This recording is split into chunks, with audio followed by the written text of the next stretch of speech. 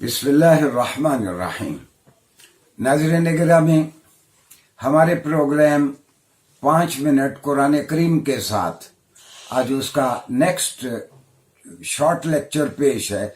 और आज हमारा मौजू है किताबत वही, यानी रसूलुल्लाह सल्लल्लाहु अलैहि वसल्लम के ज़माने में वही किस तरह लिखी जाती थी और कैसे प्रिजर्व की जाती थी, कैसे महफूज की जाती थी।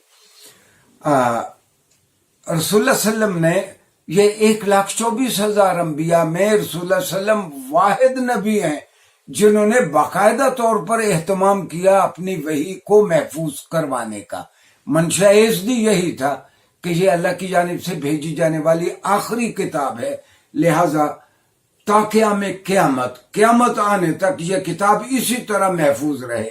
और पिछले 1450 साल में ये किताब इसी तरह, जिस तरह रसूलुल्लाह सल्लल्लाहु अलैहि वसल्लम ने तालीम फरमाई थी, इसी तरह महफूज है। इस किताब की वही को महफूज करने की बहुत सारी तफसीलात, मेरी 2 किताबें हैं, the Quran a continuous miracle अंग्रेजी में, और उर्दू में कुरान एक मुसलसल मौजज़ा, उसमें भी तफसीलात हैं। और बहुत ही तफसील के साथ डॉक्टर मोहम्मद मुस्तफ़ा आज़मी, हिंदुस्तान के एक मुसलमान स्कॉलर हैं, उनकी अंग्रेजी में किताब है the history of the text of the Quran. Doctor Azmi लिखते हैं, और बहुत तहकीक के बाद उन्होंने लिखा है कि रसूलुल्लाह सल्लल्लाहु अलैहि वसल्लम ने अपनी हयात तय्यबा में कमो बेश 65 के करीब अपने सेक्रेटरीज या कातिबीन वही, या अंग्रेजी में जिनको स्क्राइब्स कहते हैं, आपने अपॉइंट किए। इन लोगों का काम यह था, जब रसूलुल्लाह सल्लल्लाहु अलैहि वसल्लम पे वही आने की कैफियत होती, ये फौरन आर्टिकल्स ऑफ राइटिंग लेके उस जमाने में जो जो चीजें किताबत के लिए, लिखाई के लिए इस्तेमाल होती थी, कलम है, दवात है, या कागज बहुत कम था। हाँ, कुछ दरख्तों की छाल ऐसी थी जो कागज का काम देती थी।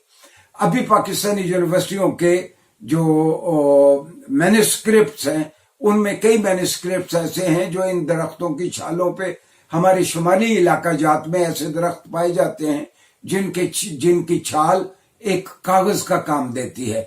अलबत्ता रसूलुल्लाह सल्लल्लाहु अलैहि वसल्लम के जमाने में कपड़े पे भी वही लिखी जाती थी, स्किन यानी जिल्द पे भी लिखी जाती थी, लकड़ी के टुकड़ों पे भी उनको मुलायम करके लिखी जाती थी।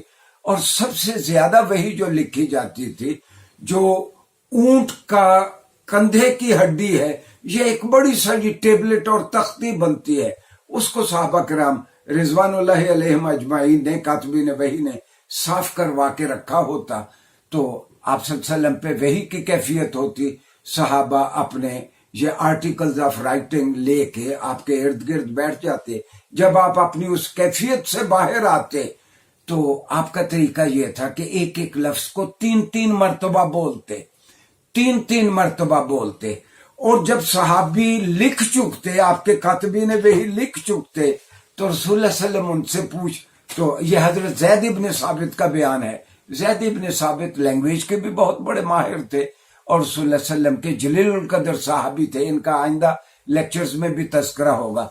ज़ैद इब्न साबित कहते हैं, ये मजमू ज़वाइद में हैसमी ने लिखा है, बाबू अर्ज़िल किताबा बादा इमलाइही, हम इमला लिखने के बाद, वही लिखने के बाद किस तरह रसूलुल्लाह सल्लल्लाहु अलैहि वसल्लम को पेश करते।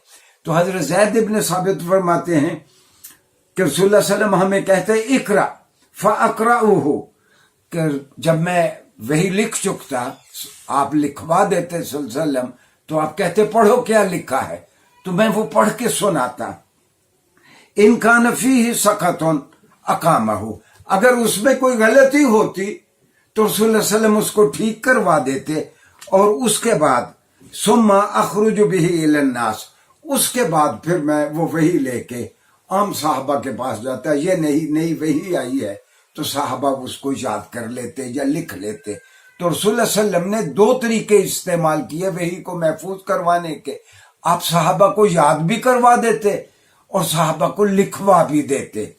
हजरत अब्दुल्लाह इब्न मसूद फरमाते हैं कि रसूलुल्लाह सल्लल्लाहु अलैहि वसल्लम का तरीका यह था कि अगर लंबी वही होती तो एक वक्त में हमें याद करने के लिए सिर्फ 10 आयात देते।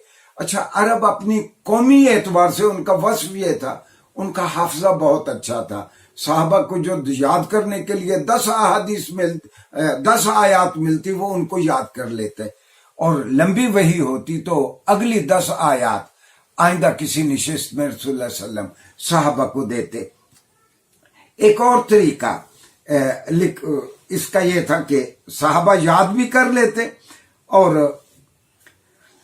ایک اور طریقہ رسول اللہ صلی اللہ علیہ وسلم نے یہ بھی اختیار کیا کہ آپ مسجد نبوی میں دن چڑھے، یعنی 10-11 بجے آپ کہہ لیں، آپ بیٹھ جاتے، صحابہ کے پاس جو جو اپنی تحریریں ہوتی وہ لے کے آ جاتے، اور اپنی لکھی ہوئی وحی وہ آپ صلی اللہ علیہ وسلم کو پڑھ کے سناتے، تو رسول اللہ صلی اللہ علیہ وسلم وہ وحی سننے کے بعد، صحابہ کی تحریریں سننے کے بعد، گویا جس نے ٹھیک لکھی ہوتی آپ گویا ایک سرٹیفکیٹ اس کو دیتے کہ ہاں تم نے ٹھیک لکھا ہے، اگر کسی میں کوئی غلطی ہوتی تو آپ اس کو ٹھیک کروا دیتے۔